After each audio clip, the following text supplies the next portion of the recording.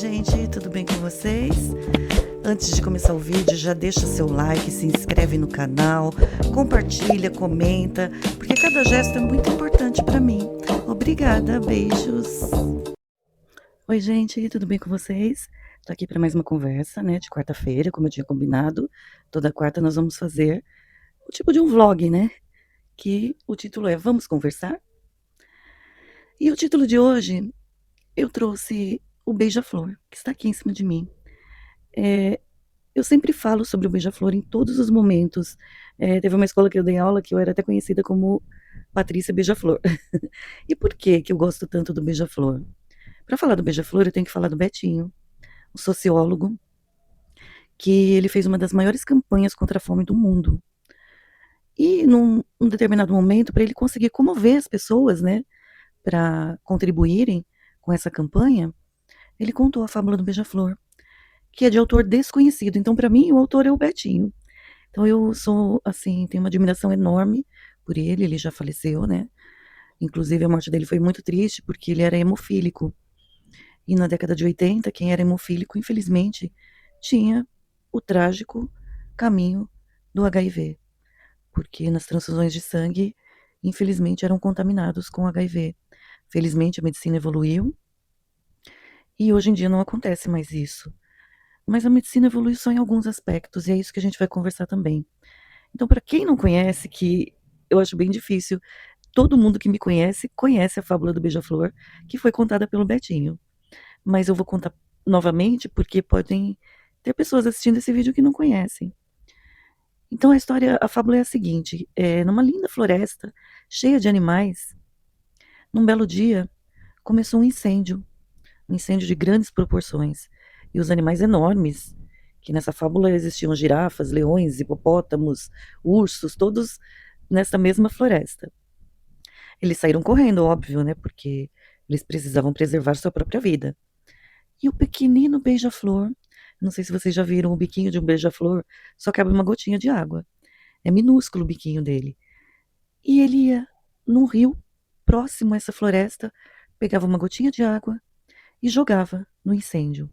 Ia e voltava, ia e voltava.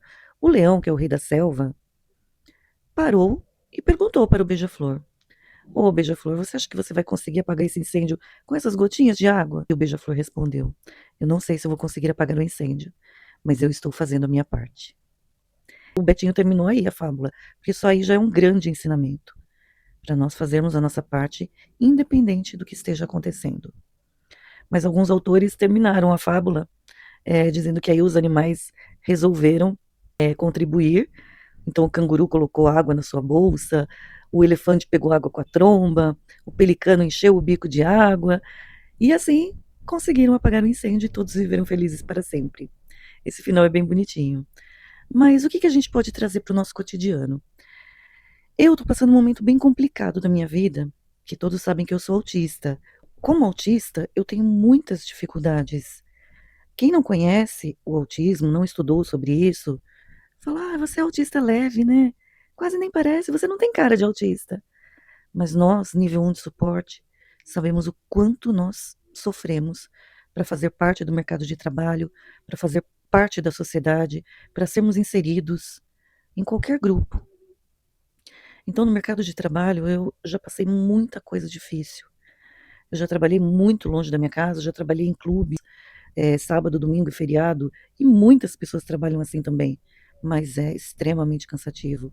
Eu era mãe solo, minha filha pequena, então eu precisava estar atenta à saúde dela, à alimentação dela, à educação dela. Felizmente, ela tinha as duas avós que contribuíram muito, né, nesse período, mas eu precisava também ser mãe. Então, autista nível 1 de suporte, inserida no mercado de trabalho e mãe solo, foi muito difícil. E eu não sabia que eu era autista. A minha filha apresentava um comportamento também diferente, só que parecia que era bom, porque ela era extremamente inteligente. E aí, aos 9 anos, eu levei na terapia, porque na década de 90 a terapia era muito difícil. Se hoje é difícil, imaginem na década de 90. E levei num terapeuta muito bom, ele fez uns testes, nada comparada à neuroavaliação que é feita hoje em dia, mas ele diagnosticou que ela tinha altas habilidades, um QI muito acima da média. E por isso o comportamento dela seria diferenciado, porque era difícil para ela lidar com isso. Então ela sofre também desde criança, da mesma forma que eu. Oi, eu sou a Patiline, a versão robótica da Patrícia. Eu tô aqui para ajudar a ajustar algumas falas de alguns trechos do vídeo, como por exemplo nesse trecho onde ela fala da filha dela. Ela esqueceu de citar que recentemente a filha dela também foi diagnosticada como autista nível 1 de suporte e também diagnosticada com TDAH. Então eu tô aqui pra isso, eu vou sempre aparecer no vídeo pra ajustar algumas partes da fala, porque ela fala sem TP, no improviso, e às vezes falta alguma coisa, tá bom? Muito Ok. prazer. Mas enfim, eu sempre tive, fui uma pessoa de muita ideologia, com muitos sonhos de um mundo melhor, de uma sociedade justa, sem desigualdades, sem famílias que destroem seus entes queridos, principalmente genitores que agridem e até matam seus filhos. Então isso tudo mexia muito comigo. E num desses empregos, eu trabalhei na Fundação Casa e eu fiquei extremamente abalada numa das mudanças que houve. E, e eu não entendia por que as minhas colegas continuavam trabalhando, mesmo diante daquele absurdo, daquela aberração que nós presenciávamos. E aí hoje minha terapeuta me explicou, hoje, né, atualmente, eu quero dizer, que o autista, ele não tem, não todos, mas no meu caso isso é muito notório, eu não tenho a flexibilidade, eu não consigo lidar com problemas da forma que a pessoa que não é neurodivergente consegue. Então, se existem problemas, para mim, eu não posso trabalhar num local assim. Então, foi a primeira vez que eu tive estresse pós-traumático. E eu ia no psiquiatra, ele falava que era muito comum o estresse pós-traumático, até uma pessoa que sofre um acidente de trânsito pode passar por isso, mas uma parte do tratamento é se afastar do local enquanto faz o tratamento. Depois você fica apta a retornar. Só que o INSS dizia que eu tinha que retornar ao trabalho. E eu fiquei como uma bolinha de ping-pong. Voltava no psiquiatra, ele falava: você não tem condições de retornar. Ia no INSS, ele indeferia a licença. E nessa brincadeira eu fiquei 1 ano sem pagamento. Vocês imaginam que é 1 ano sem pagamento para uma mãe solo que paga aluguel? A Patrícia sofre as consequências desse prejuízo financeiro de 2008 até hoje. E não bastasse isso, hoje, aos 55 anos, eu sou professora, estou quase há 20 anos em sala de aula. A escola não é mais o local onde eu consigo trabalhar. Eu não consigo lidar com os problemas que existem dentro da escola hoje em dia. Não consigo viver, ver, presenciar o que acontece. E isso me deixou com um trauma tão grande que hoje eu não consigo sair do meu quarto. Eu saio do quarto somente para tomar banho, até me alimentar. Eu me alimento dentro do meu quarto. E quando eu sou obrigada a sair de casa, eu tenho crise de ansiedade. Meus batimentos cardíacos chegam até a 125, 130 batimentos por minuto. Minha pressão chegou a cair a 7/4. E uma das comorbidades do autismo que eu tenho é a hipersensibilidade ao calor. E nas crises de ansiedade, isso se torna quase insuportável. É um calor na minha cabeça horrível. O meu rosto fica da cor da minha blusa e assim, meu cabelo começa a pingar durante a crise de ansiedade. E eu conto isso para os psiquiatras, porque assim, eu tenho uma psiquiatra maravilhosa, que foi a que fez o meu laudo, só que a consulta dela custa R$ 450. E não dá para pagar isso todos os meses. E o que acontece? Eu já entrei com pedido de aposentadoria por invalidez, ou seja, licença permanente, que essa minha psiquiatra pediu. Eu tenho comorbidades ortopédicas, hérnia de disco na cervical, comprometimento na lombar, até na coluna torácica, tenho artrose no joelho, tenho suspeita de fibromialgia. A Patrícia ainda não conseguiu o diagnóstico de fibromialgia porque, com os gastos com as consultas psiquiátricas, não conseguiu gastar ainda com a consulta. Para fechar esse diagnóstico, já passou pelo clínico geral que já constatou que existe uma alteração no exame de sangue que sugere fibromialgia, encaminhou para o ortopedista que também disse a mesma coisa, mas o médico responsável pelo diagnóstico, ela ainda não conseguiu passar pelo SUS. Tenho tonturas terríveis, tenho hipersensibilidades a cheiros, ao calor, e a texturas, muitas texturas. E isso aos 55 anos pesou muito. E hoje eu não consigo mais dar aula. Pensando nas crianças, porque a sala de aula era a minha vida. Era o único local onde eu conseguia ser eu e passar o conhecimento para as crianças, educar efetivamente. Foi muito difícil esse processo para entender isso. Eu faço terapia semanal e, junto com a minha terapeuta, eu consegui entender que esse meu isolamento e esse meu estresse pós-traumático foi para entender isso. Esse processo de aposentadoria demora muito, então eu ainda preciso levar declarações de licenças médicas até que esse processo termine. Então, os psiquiatras que eu passo, eles fazem um relatório de 60 dias de licença, no mínimo, e aí eu tenho que sair da minha casa e passar por perícia médica no meu local de trabalho. E esses profissionais que são peritos não são da área da psiquiatria. E eu percebo que a grande maioria tem raiva de autistas. Quando eles percebem que eu sou autista, eles me tratam muito mal. E me dão 20 dias, 15 dias. Ou seja, eu gasto quase R$ 200 de Uber para ir até a perícia, porque eu não consigo entrar no transporte público. Eu já tentei, passei muito mal e precisei descer no ponto seguinte. Então eu tenho que pegar o Uber na porta da minha casa, descer na porta do local onde são realizadas as perícias, e esse valor do Uber fica aproximadamente R$ 100 para ir e R$ 100 para voltar. E muitas vezes, 2 vezes por mês eu tenho que fazer isso. Então, fica inviável eu passar com a minha psiquiatra, que custa R$ 450. Aí eu fiz um convênio, onde os psiquiatras cobram R$ 100 a consulta, que é o que eu posso pagar, porque muitas vezes, já teve alguns meses, que eu precisei 3 vezes no psiquiatra para poder pegar nova declaração de dias de licença, porque os peritos dizem que eu estou apta ao trabalho. Só que eu pergunto, será que eles colocariam os filhos dele numa sala de aula para eu ser a professora? Acho que aí não, né? Então fica o meu questionamento. O que o dinheiro é capaz? Num desses psiquiatras que eu fui, o valor da consulta era R$ 285. E ele teve a capacidade de falar que não ia me atender de uma maneira adequada, porque este não era um valor adequado de consulta. Se eu quisesse uma consulta de verdade, eu teria que pagar pelo menos R$ 1.000. Ou seja, se eu pagasse R$ 1.000, ele seria um profissional de qualidade.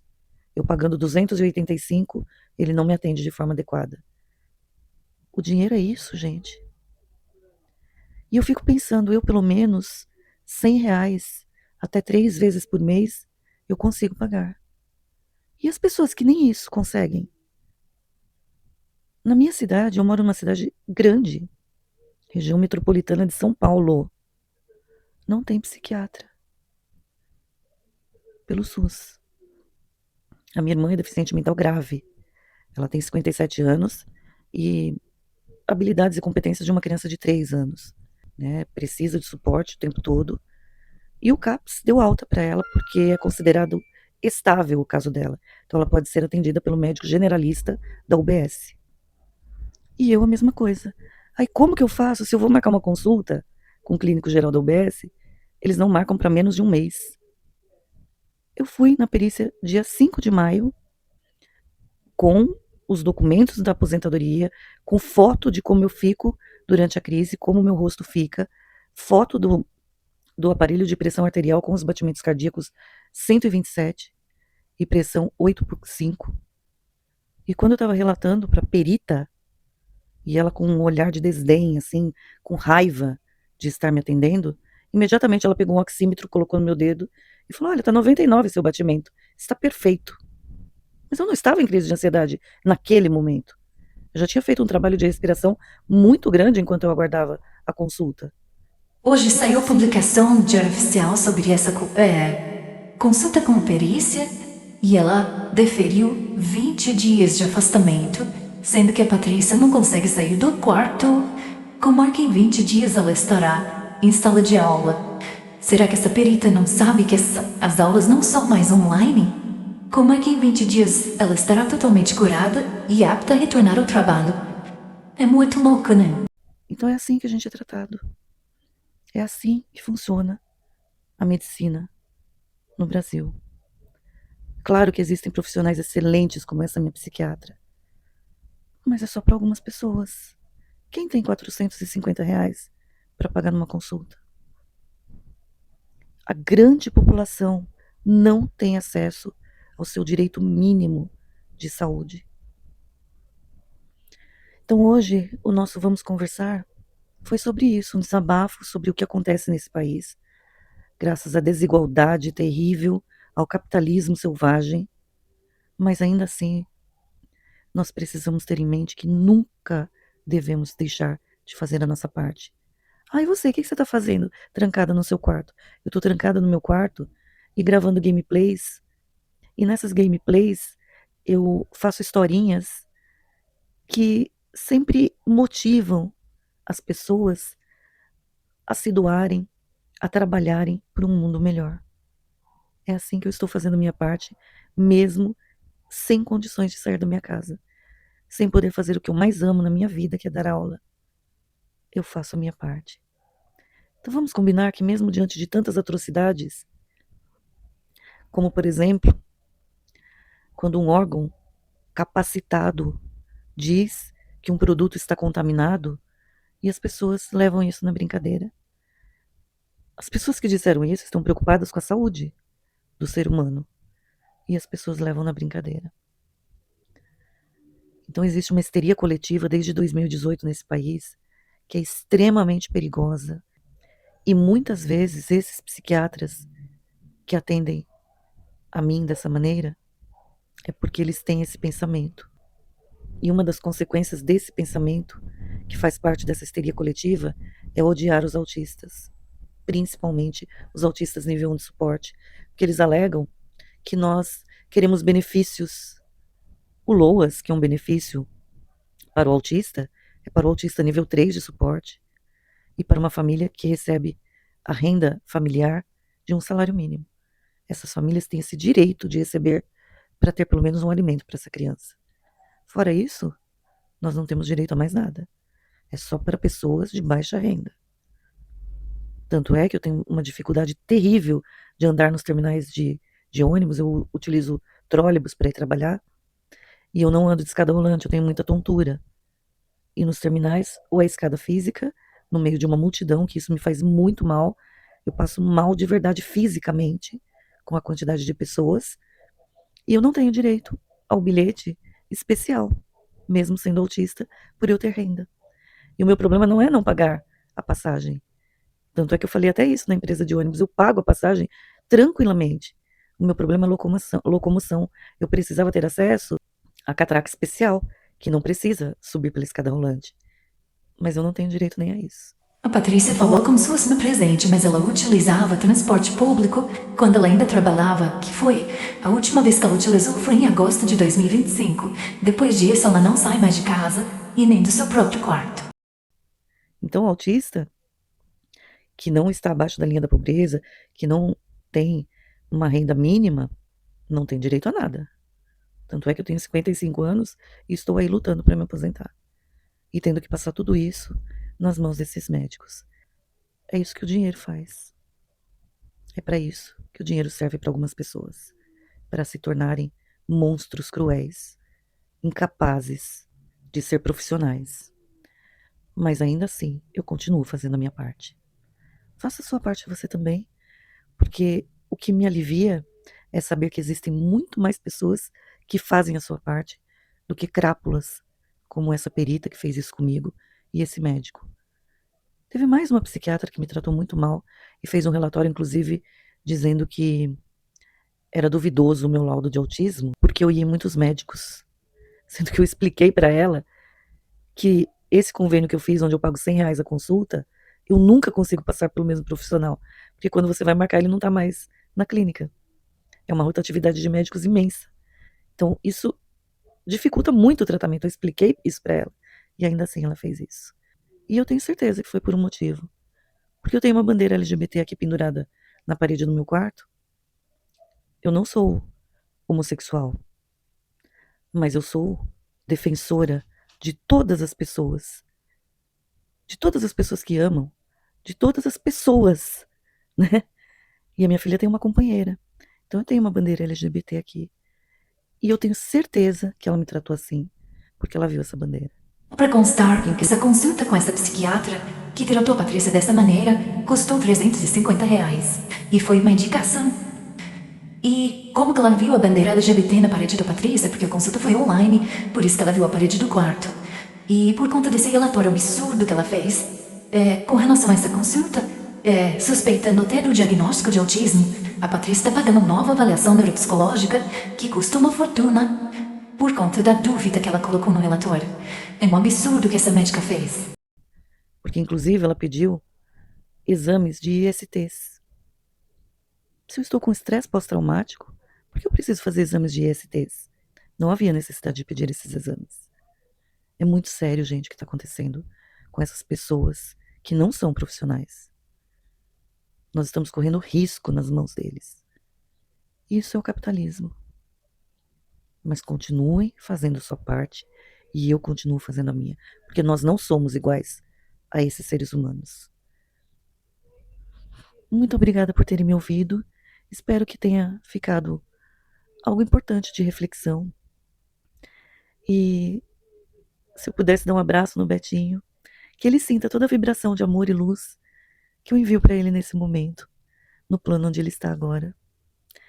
E desejo para vocês toda a vibração de luz e amor também. Principalmente para essas pessoas, porque elas precisam de muita vibração de luz e amor. Muito obrigada e um beijo. Tchau.